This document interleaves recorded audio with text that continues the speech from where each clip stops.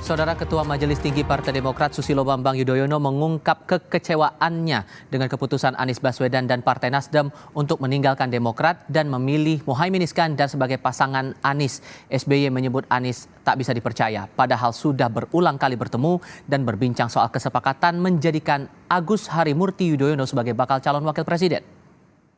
Saya ini orang tua, berapa kali Pak Anies datang ke sini dengan semangat yang luar biasa, kata-kata yang luar biasa baiknya. Di Cikias ini 2 kali, di Malang, di Pacitan. Dengan kejadian seperti itu, tidak ada satu kata pun yang disampaikan kepada saya. Dan tentu kepada Ketua Umum kita. Saya memang sebagai orang tua, kok jadi begini? Di lain pihak, Partai Kebangkitan Bangsa memastikan menyambut baik tawaran kerjasama politik dari Partai Nasdem. Namun, PKB menyebut pembahasan kerjasama akan dilakukan setelah rapat pleno bersama sejumlah petinggi PKB dan ulama di Surabaya, Jawa Timur hari ini.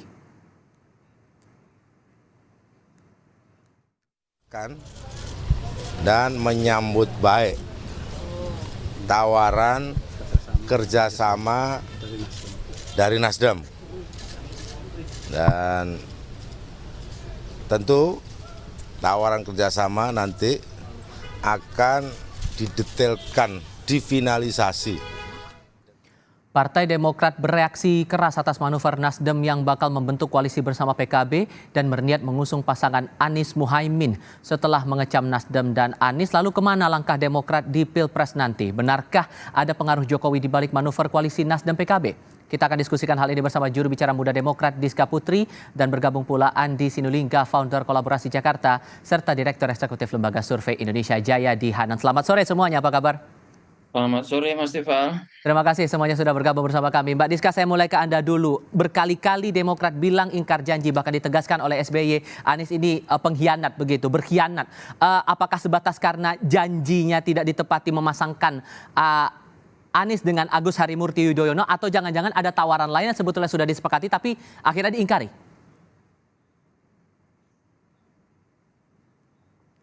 Mohon maaf Mbak Diska, audionya belum terdengar. Oke, silakan. Suara saya bisa terdengar dengan jelas? Sudah terdengar, silakan Mbak.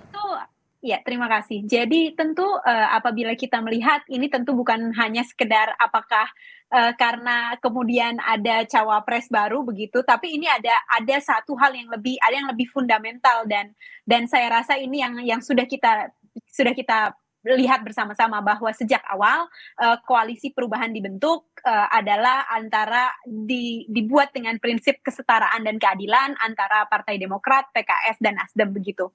Namun yang tahu sekarang adalah kejadian yang terjadi sekarang adalah tentu kita lihat bahwa ada kesepakatan baru yang kemudian dilakukan oleh Partai Nasdem dengan mengusung Pak Anies dengan PKB dan juga mengusung cawapres baru yaitu Pak Anies Baswedan dan Muhaimin Iskandar. Sebenarnya yang pertama adalah yang menjadi pengkhianatan pertama adalah kenapa dilakukan ada suatu kesepakatan yang tidak pernah dikomunikasikan sebelumnya dengan Partai Demokrat dan PKS. Kita tahu bahwa itu dilakukan 2 hari yang lalu, sedangkan kita tahu hampir 1 minggu yang lalu tanggal 24, 25, 26 kita sudah bersama-sama berkomunikasi. Pak Anies melakukan roadshow ke Pak Surya Paloh, kemudian Pak SBY dan juga di KMS begitu dari PKS untuk sama-sama. Kita tahu sendiri Pak Anies bilang ke publik bahwa cawapres namanya sudah ada, dan kemudian setelah itu juga kita tahu bahwa deklarasi sudah hampir selesai begitu, tapi kemudian dalam 2 hari saja, splitnya hanya 2 hari saja, kemudian kerja koalisi selama 1 tahun hilang hanya dengan 2 hari ini begitu. Dan tentu saja untuk yang masalah cawapres kita tahu sendiri, Mas juga mungkin semua publik sudah tahu bagaimana surat yang terakhir, surat itu ada di tanggal 25 Agustus, surat yang ditulis sendiri oleh Pak Anies Baswedan. Lalu kemudian dalam waktu 2 hari tanpa ada komunikasi, bahkan Pak Anies Baswedan tidak melakukan komunikasi langsung dengan kami, dengan Partai Demokrat. Lalu kemudian sekarang ada wacana kesepakatan antara PKB dan Nasdem. Itu menurut saya adalah 2 hal yang sangat fundamental. Jadi ini bukan masalah cawapres saja, tapi ini adalah hal bahwa di mana ini sudah melanggar kesepakatan dan itikat baik yang dilakukan oleh koalisi perubahan begitu. Bang Andi, disebut Pak Anies ini berkhianat kepada Demokrat. Gimana tuh? Ya, itu kan tuduhannya begitu, berkhianat ya, atas dasar bahwa sudah ada surat dari Anies Baswedan terkait meminta kesediaan AHY untuk menjadi cawapres Anies Baswedan. Kan dasarnya di situ itu. Nah, tapi kan ada problem lain. Problem lain itu adalah keputusan itu, surat itu tidak bisa direalisasikan kalau hanya Anies Baswedan dengan Partai Demokrat. Itu nggak cukup PT 20%. Dan kalau itu terus dipaksakan, maka Anies Baswedan dan AHY juga nggak jadi berlayar itu. Nah, itu ada konteks yang harus dipahami itu. Nah, saya ingin memberikan juga catatan. Kami misalnya, ya teman-teman dari Anies, kemudian dari FKM, itu kalau ditanya keinginan, kami juga mau AHY dan kami datang ke kantor Partai Demokrat pada waktu itu, tanggal 7 Juni itu, ya. Nah, tapi realitas politiknya itu berbicara lain karena koalisi ini tidak bisa ada satu pihak yang memaksakan. Sementara ada partai lain seperti PKS dan Nasdem. Nah, itu harus dilihat konteksnya. Yang kedua, kalau dikatakan bahwa Anies meninggalkan Demokrat, itu juga tidak sepenuhnya benar. Kenapa? Karena ada 3 ini. Ada Nasdem, ada PKS, ada Demokrat. Yang pergi Demokrat, Nasdem, dan PKS kan tetap ada itu. Sehingga ini Anda maksudkan bahwa dinamika ini hanya dinamika politik biasa, begitu? Iya, sekarang saya ingin mengatakan begini. Siapa yang bisa menyangka koalisi Pak Muhaimin sama Gerindra 1 tahun lebih itu juga bisa berubah? Kan tidak ada narasi pengkhianat juga di situ itu. Nah, kita semua mengatakan bahwa politik itu dinamis, karena dinamis itu banyak hal mungkin terjadi. Nah, kalau dia terjadi, namanya koalisi, maka memang betul tadi yang disampaikan itu harus ada pembicaraan yang harus disepakati itu. Nah, memang Saya boleh. Pak, Diselesaikan dulu, Bang Andi, silakan. Bang Andi. ya jangan terlalu agresif, Dinda. Jadi saya ingin mengatakan seperti itu. Nah, kalau satu pihak, katakanlah Anies, memaksakan apa yang ada di surat itu, kemudian cukup sama Demokrat misalnya. Oke. Itu tidak cukup untuk membawa Anies AHY berlayar menjadi pasangan capres dan cawapres karena tidak cukup PT 20%. Nah, karena itu perlu Nasdem dan PKS. Oke. Nah, ini di sini persoalannya. Nah, kemudian siapa sih sebenarnya yang memunculkan wacana ini sehingga terjadi hiruk pikuk ini? Kan Demokrat sendiri yang sebenarnya kalau ini disikapi dengan dingin, ini tidak jadi seheboh seperti ini, akan terjadi komunikasi yang baik menurut pendapat saya. Oke, singkat saja komentarnya, Mbak Deska. Iya, ini tentu saja menurut saya juga bisa dilihat seperti itu, karena pertama berarti kita tahu di dalam rilis konferensi pers yang dilakukan oleh Bang Sekjen Demokrat, yaitu di tim koalisi 8 Pak sebelumnya, nama itu sudah diterima oleh PKS, Nasdem, dan Demokrat. Jadi nama cawapres itu sudah dikomunikasikan. Pak Anies memberikan konfirmasi bahwa nama itu sudah dikomunikasikan kepada 3 ketua majelis tinggi partai. Jadi itu menurut saya adalah hal yang mungkin tidak sepenuhnya Bapak tahu informasinya, tapi kalau Bapak melihat sendiri apa yang terjadi, dan itu yang pertama. Dan yang kedua, ini sebenarnya adalah salah satu bentuk bahwa ternyata kepemimpinan Pak Anies bahkan untuk memimpin koalisinya sendiri saja yang harusnya untuk bisa bersatu dalam koalisi perubahan ternyata tidak bisa, bagaimana memimpin Indonesia begitu. Mas Jayadi, saya butuh perspektif Anda di sini. Apakah berubahnya koalisi ini, kemudian ada wacana pasangan Anies dan Muhaimin ini betul karena sebatas dari komunikasi antara Nasdem dengan Muhaimin Iskandar, atau ada pihak lain yang ikut terlibat di sini? Ya nggak tahu ya, ada pihak lain yang terlibat apa enggak ya. Tapi menurut saya yang pasti ini menunjukkan memang ada kebuntuan di 2 kubu. Ya, ada deadlock walaupun sering dikatakan bahwa cawapresnya sudah ada.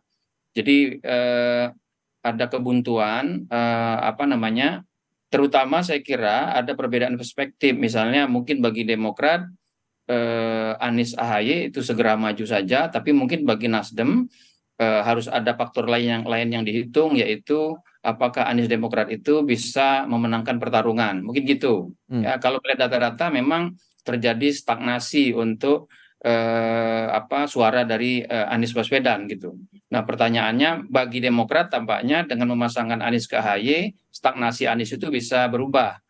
Tetapi bagi Nasdem itu tidak.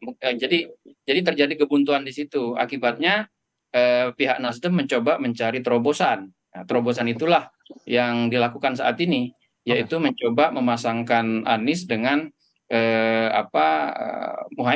Caimin gitu. Saya kira ada dua hal yang mungkin yang diperkirakan bisa didapat dari pemasangan Anies sama Caimin ya. Yang pertama adalah suara NU, terutama yang berada di Jawa Timur dan Jawa Tengah. Dan memang Anies lemah kan di Jawa Tengah dan Jawa Timur kalau menurut data-data survei. Yang kedua, mungkin juga diharapkan ada harapan bahwa karena baik Nasdem maupun PKB itu masih koalisi Presiden Jokowi, maka upaya Anies Baswedan untuk memperluas ceruk suaranya yang selama ini terkunci di kalangan pemilih yang anti Jokowi saja, maka dengan manuver ini diharapkan mungkin akan terjadi perubahan dinamika gitu. Oke, tahan di sana dulu Mas Jayadi, kita akan jeda sebentar. Nanti saya butuh perspektif Anda juga. Apakah kemudian ada peran Jokowi juga di sini sampai akhirnya mengubah koalisi yang muncul sekarang ini sampai muncul ada pasangan Anies dan Muhaimin Iskandar ini. Kita akan lanjutkan diskusi di segmen berikutnya. Tetap bersama kami saudara dari Kompas Petang. Orang menteri sekarang ini, menteri masih aktif dari Kabinet Kerja Pimpinan Presiden Jokowi secara intensif melakukan lobby termasuk kepada Partai Demokrat dengan mengajak membentuk koalisi yang baru, koalisi koalisi Demokrat, PKS dan P3. Yang bersangkutan mengatakan yang disampaikan itu, inisiatif ini sudah sepengetahuan Pak Lurah. Kata-kata sang menteri. Kata SBY ada mastermind di balik ini, bahkan disebut tawaran membentuk koalisi baru bersama P3 ini sudah sepengetahuan Pak Lurah. Kalau menurut Anda Mas Jayadi, apakah ada peran Jokowi juga dalam dinamika politik yang sekarang kita lihat? Ya, peran Jokowi itu bisa langsung, bisa tidak langsung ya. Tapi yang langsung ini sulit untuk dibuktikan. Karena kan yang disampaikan Pak SBY tadi misalnya klaim orang yang bersangkutan bahwa itu sepengetahuan Pak Lurah kan gitu.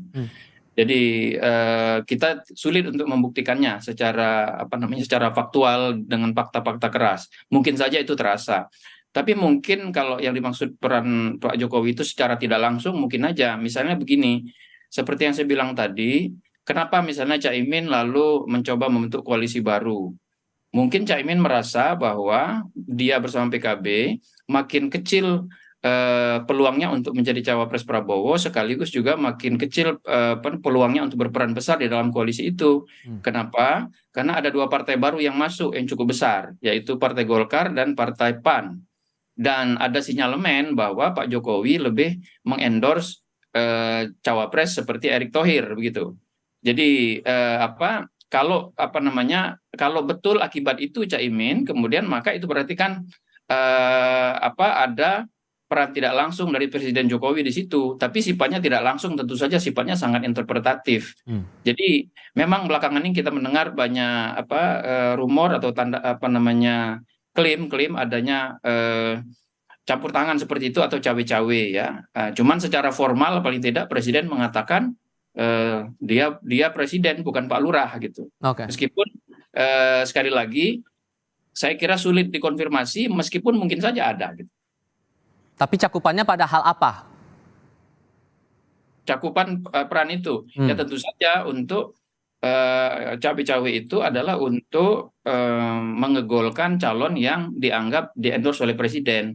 Kalau kita lihat secara umum, sampai hari ini kan Presiden lebih mengendorse dua calon, yaitu Pak Prabowo dengan Pak Ganjar kan. Pak Ganjar itu jelas karena Pak Jokowi adalah kader PDIP, ke Pak Prabowo itu juga cukup jelas dari berbagai gestur politik dan pernyataan-pernyataan politik yang dilakukan oleh Pak Jokowi saat ini gitu. Oke, Bung Andi, ada mastermind di balik ini kalau menurut Susilo Bambang Yudhoyono, bahkan sepengetahuan Pak Lurah ada tawaran-tawaran semacam itu. Gimana komentar Anda, Bung Andi? Saya nggak tahu kalau soal itu spekulasi semua kalau soal terkait ada mastermind tuh. Jadi pada intinya memilih untuk Caimin itu memang atas sepengetahuan dari Anies Baswedan.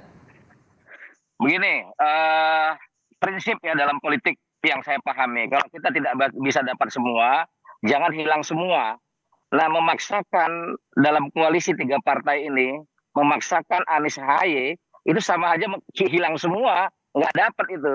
Nah, karena itu perlu ada langkah lain tuh, dan langkah lain itu menurut saya positif, dan itu bisa diterima oleh para relawan, Nasdem, PKS. Nah, harapan kita sebenarnya Demokrat juga bisa nerima, karena apa yang dilakukan Anies ini juga untuk menyelamatkan koalisi, untuk menyelamatkan aspirasi yang tumbuh dan berkembang yang digantungkan kepada Anies oleh banyak orang, termasuk para relawan, termasuk dari partai-partai, termasuk Nasdem dan PKS.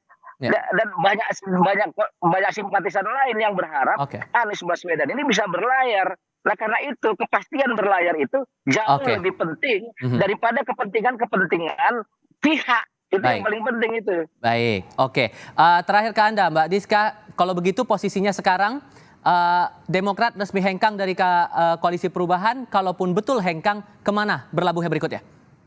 Pertama tentu untuk Koalisi Perubahan yang sebelumnya kita lakukan dengan prinsip kesetaraan dan keadilan di antara 3 partai politik yaitu Nasdem, PKS dan Demokrat, kita sudah tahu sudah dicederai begitu oleh Nasdem yang kemudian juga di-endorse oleh Pak Anies Baswedan. Jadi sudah jelas kalau Koalisi Perubahan kita tahu bahwa bahkan dari 3 saja sudah ada 1 yang berani mencederai apa yang menjadi prinsip utama. Karena menurut saya prinsip dalam politik yang pertama, terutama kami lah untuk politisi-politisi muda, tentu selain harus menang, juga harus berpolitik dengan baik begitu. Dan saya rasa Pak Anies tidak memiliki itikat dengan politik yang baik itu seperti apa. Itu yang pertama. Lalu kemudian singkat saja, Mbak. Waktu kita singkat. Untuk langkah politik selanjutnya kita masih menunggu arahan dari Majelis Tinggi Partai. Kita tunggu.